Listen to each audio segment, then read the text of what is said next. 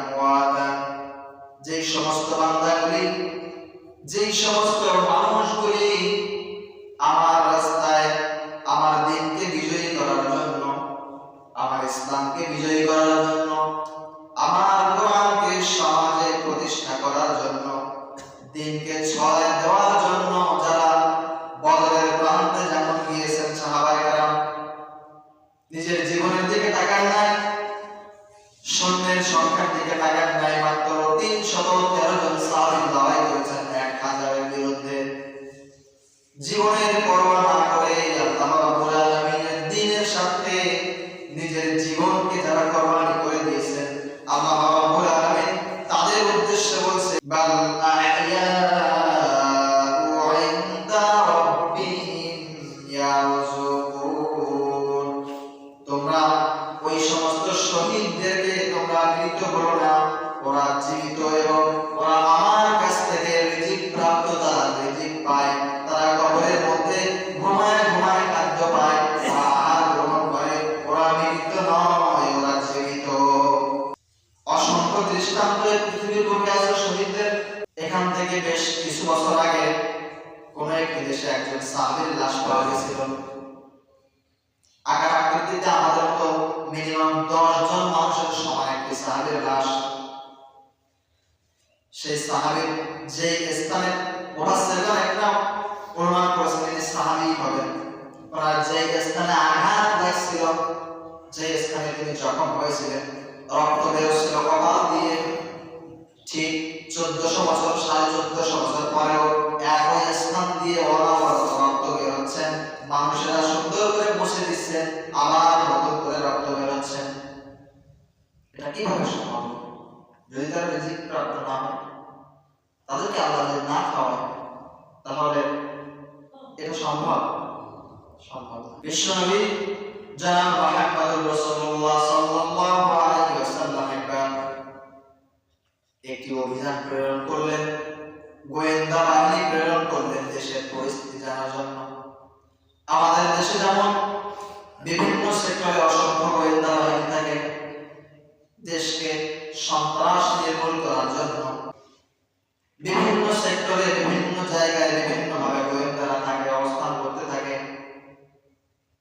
যেমন বাংলাদেশের মধ্যে ভারতের অসংখ্য গোয়েন্দা সংস্থার অসংখ্য এজেন্ট বাংলাদেশে আছে। তাদের কাজ হলো এই দেশের পরিস্থিতি সম্পর্কে ভারতকে জানানো, এই দেশ কোন দিকে যাচ্ছে, কিভাবে যাচ্ছে, তাদের জন্য হুমকি স্বরূপ হয়ে যাচ্ছে কিনা এটা দেখার জন্য এই রদেরকে তারা নিযুক্ত করে রাখছে।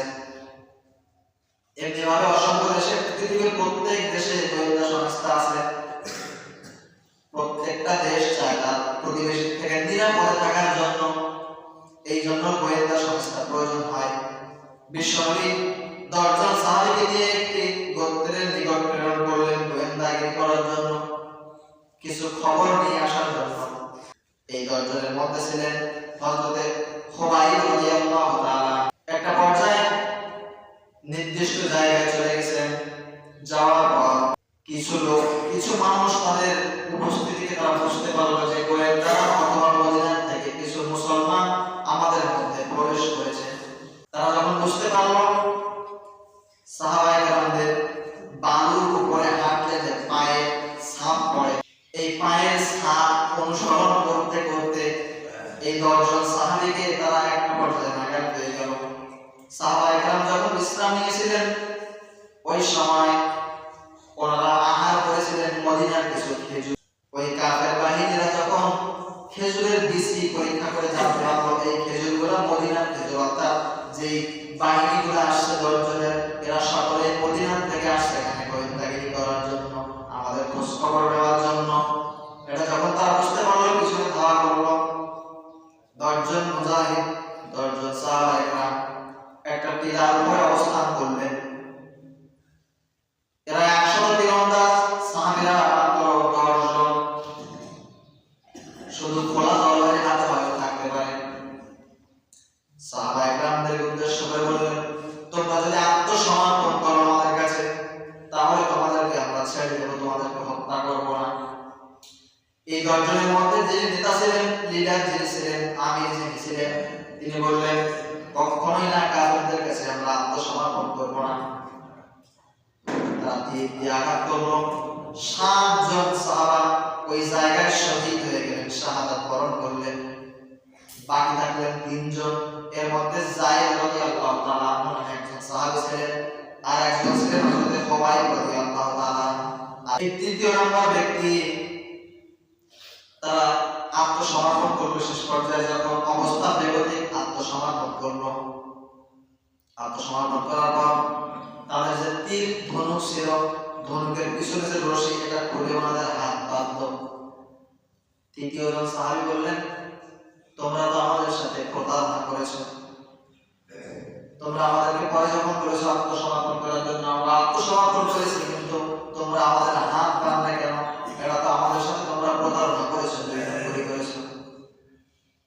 সাহাবাদেরকে যখন টেনে হিসেবে নিয়ে যাওয়ার জন্য চেষ্টা করলেন, এই তৃতীয় নাম্বার সাহাবী তিনি চাইলেন না। একটা পর্যায়ে ওনাকে হত্যা করলেন। হত্যা করার পর ওনাকে যখন শাহাদাত বরণ করাইলেন, উনি আল্লাহ তাআলার কাছে দোয়া করলেন, আল্লাহ, আমার মৃত্যুর পর আমার লাশে যেন কোনো মুশরিকের বাচ্চা স্পর্শ না করে। আল্লাহ রাব্বুল আলামিন সাহাবার দোয়া কবুল করলেন। কোথা থেকে একদল মৌমাছির মতো বিষাক্ত পোকা এসে পুরো লাশটাকে ঘিরে নিল। কোনো মুশরিক দিয়ে, কোনো কাফের দিয়ে ওই সাহাবীর লাশের গায়ে স্পর্শ করার সুযোগ না পেয়ে লাশটা ওখানে ফেলায় রেখে বাকি 2 জনকে নিয়ে চলে গেল। হযরত খুবাইব রাদিয়াল্লাহু তাআলাকে নিয়ে একটি জায়গায় দিয়ে বিক্রি করে দিলেন। এমন একজন ব্যক্তি কিনল যার বাবাকে হযরত খুবাইব রাদিয়াল্লাহু তাআলা বদরের দিন এই কাফেরকে তরবারি দিয়ে হত্যা করেছিলেন। সেই হত্যাকারীর সন্তান হযরত খুবাইব রাদিয়াল্লাহু তাআলাকে ক্রয় করলেন। ক্রয় করে বাসায় নিয়ে গেলেন, তাকে হত্যা করবেন জানাই দিয়েছেন। হযরত খুবাইব রাদিয়াল্লাহু তাআলা একটি ঘরের মধ্যে বন্দী করে রাখা হলো, তার দুই হাত পা শেকল দিয়ে বেঁধে রাখা হলো। তিনি পবিত্র হওয়ার জন্য একটি খুর চাইলেন, খুর চেয়ে দিলেন। এমন সময় ওই বাড়ির যে মহিলা ছিল, এই মহিলার অসতর্কবশত একটা ছোট্ট বাচ্চা ছেলে ঘুরতে ঘুরতে হযরত খুবাইব রাদিয়াল্লাহু তাআলা রুমের মধ্যে ঢুকে পড়লেন। হযরত খুবাইব রাদিয়াল্লাহু তাআলা বাচ্চাটাকে সুন্দর করে যত্ন সহকারে নিজের কোলের মধ্যে বসায় নিলেন, আদর করলেন। কিন্তু বাচ্চার মা যখন দেখলো যে যাকে আমরা হত্যা করার জন্য হাত পা বেড়ি বেঁধে রেখেছি, কালকে হয়তো হত্যা করা হবে, সেই ব্যক্তির কাছে আমার ছোট্ট সন্তানটি, আমার কলিজার টুকরা সন্তানটি সেই ব্যক্তির কোলের মধ্যে বসে আছে, মা বড় পেরেশান হয়ে গেল, মা বড় চিন্তায় পড়ে গেল। হযরত খুবাইব রাদিয়াল্লাহু তাআলা পরিস্থিতি বুঝতে পারলেন, তিনি বাচ্চাটাকে ছেড়ে দিলেন। ওই মহিলা বলেন, আমি হযরত খুবাইব রাদিয়াল্লাহু তাআলার মতো এত নম্র, এত ভদ্র, এত উত্তম চরিত্রের মানুষ আমি এর আগে কখনোই দেখি নাই। আমি লক্ষ্য করে দেখলাম ওনার হাত তো লোহার শিকল দিয়ে বাঁধা, উনি রুমের মধ্যে অবস্থান করছেন, কিন্তু আশ্চর্যজনকভাবে আমি দেখলাম হযরত খুবাইব রাদিয়াল্লাহু তাআলা এক গাছা, এক ঠোকা আঙ্গুর নিয়ে তিনি চিবাচ্ছেন, আঙ্গুর ফল ছিঁড়ে ছিঁড়ে খাচ্ছেন। বলেন সুবহানাল্লাহ। ওরা বললেন, এখন তো আঙ্গুরের মৌসুম নয়। তারপরে তার হাত বাঁধা, পাও বাঁধা, বাইরে থেকে নিয়ে আসার সুযোগ নাই, তাহলে এই আঙ্গুর ফল কোথায় পেল? ওনারা একটু চিন্তায় পড়ে যাবো কোথায়। একটা পর্যায়ে হযরত খুবাইব রাদিয়াল্লাহু তাআলা আমাকে শাহাদাত বরণ করানোর জন্য নির্দিষ্ট গন্তব্যে, নির্দিষ্ট জায়গায় নিয়ে যাওয়া হলো। হযরত খুবাইব রাদিয়াল্লাহু তাআলা বললেন, খুবাইব রাদিয়াল্লাহু তাআলা আমাকে জিজ্ঞেস করলেন, তোমার শেষ ইচ্ছা কি? কি আছে তোমার মনের মধ্যে? কোনো কিছু চাওয়া আছে কি? আল্লাহ নবীর সাহাবী বলে মুজাহিদ হযরত খুবাইব রাদিয়াল্লাহু তাআলা তিনি বললেন, আমার একটা জিনিস চাওয়া আছে, সেই জিনিসটা হলো আমি আমার শাহাদাতের পূর্বে 2 রাকাত নামাজ আমি আদায় করতে চাই। হযরত খুবাইব রাদিয়াল্লাহু তাআলা সালাত আদায় করলেন। সালাত অনেক লম্বা করলেন না, মোটামুটি সংক্ষেপ করলেন। পরবর্তীতে ওই কাফেরদেরকে বললেন, তোমরা যদি এই ধারণা না করতে, খুবাইব মৃত্যুর ভয়ে নামাজ অনেক দীর্ঘ করছে, এই ধারণা তোমরা যদি না করতে, তাহলে আল্লাহর কসম আমি আমার নামাজকে আরো দীর্ঘায়িত করতাম। সর্বপ্রথম এই পৃথিবীর জমিনে ফাঁসির আসামির বা হত্যাকারী আসামির পূর্বে মৃত্যুদণ্ড দেওয়া পরে যে 2 রাকাত নামাজ আদায় করে থাকেন, এই নামাজ সর্বপ্রথম প্রতিষ্ঠা করেছিলেন হযরত খুবাইব রাদিয়াল্লাহু